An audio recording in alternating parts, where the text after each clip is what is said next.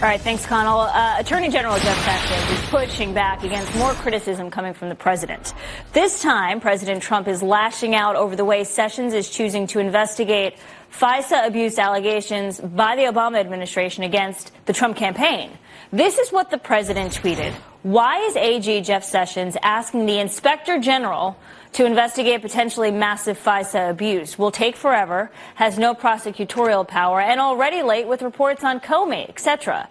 Isn't the IG an Obama guy? Why not use Justice Department lawyers? Disgraceful. We got a statement from Jeff Sessions responding to that tweet saying this: we have initiated the appropriate process that will ensure complaints against this department will be fully and fairly acted upon if necessary. As long as I am the Attorney General, I will continue to discharge my duties with integrity and honor, and this department will continue to do its work in a fair and impartial manner according to the law and Constitution. Now that we've got that out of the way, we must discuss. This is powerful stuff. We bring in conservative commentator and constitutional law professor Jenna Ellis, former Georgia W. Bush policy advisor and DCBA law and policy managing partner Michael Barnes, and GOP strategist and former prosecutor Kenneth Del Vecchio. Good morning to all three of you. Good morning, Lauren. Good morning. Wow. We'll start with you, Jenna. Ladies first. What do you make of Trump's berating of Jeff Sessions? Does he have a point? And should he do that? I think he does. He definitely has a point that in any sort of very high-profile investigation, you never want to have an appearance of bias. And so the fact that IG Horowitz was an Obama appointee, that can cast the investigation in some negative light. And so he does have a point that Sessions would probably be better off appointing special counsel or someone that is very independent, just to make sure that the American people have faith in the investigation, because the law is always concerned about legitimacy and public trust. And so if we don't have that in this investigation, regardless of the outcome, that's going to be a problem for the investigation. Isn't that the purpose of the Inspector General? Michael, even Britt Hume of Fox News tweeted this. He said, this is Trump at his worst.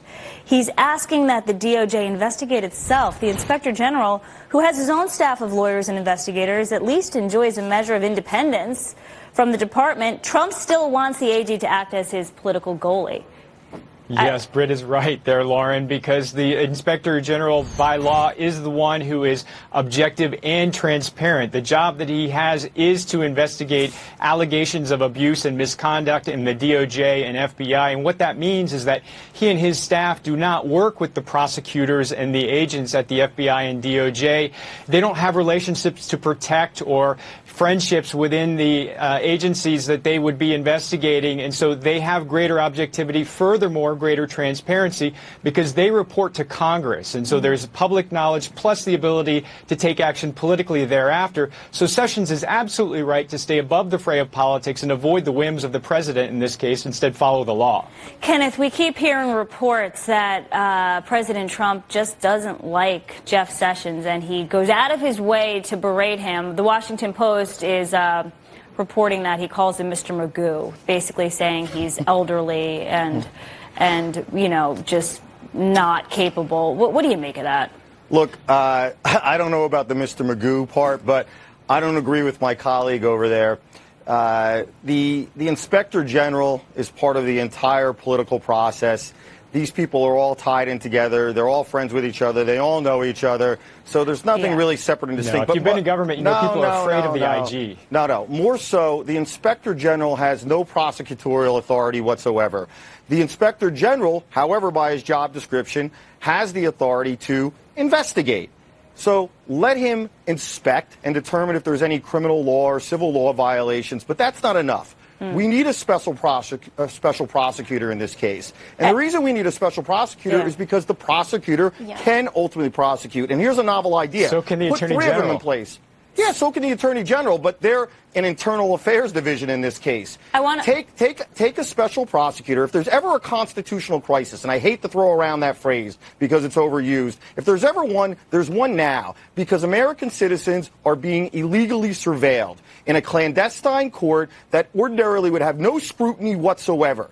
So let's put a special prosecutor on this. Let's find out if the FBI and the Department of Justice have been seeking to have issued issued all of these warrants without probable cause. I just want to get to this last part because we only have a couple of seconds left. There's a photo of a dinner last night between Jeff Sessions, and then you can also see Rod Rosenstein there. He's the deputy AG.